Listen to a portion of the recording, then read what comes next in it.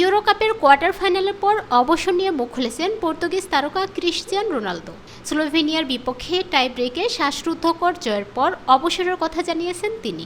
৩৯ বছর বয়সী এই ফুটবল তারকা জানান, ২০২৪ সালের ইউরো চ্যাম্পিয়নশিপ পর্তুগালের জাতীয় দলের জার্সিতে তার শেষ বড় টুর্নামেন্ট। এরপরই অবসরে যাবেন তিনি। গণমাধ্যমের সঙ্গে আলাপকালে স্লোভেনিয়ার গোলকিপার ইয়ান ওবলাক তার পেনাল্টি রুখে দেন। এ নিয়েও কথা বলেন তিনি। প্রথমে বিষয়টি দুঃখের ছিল, তবে শেষে তা আনন্দের রূপ নেয়।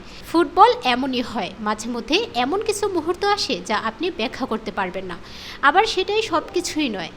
আমি এই পেনাল্টিকে দারুণ সুযোগ হিসেবে নিয়েছিলাম, তবে ওবলাক এটি রুখে দেয়।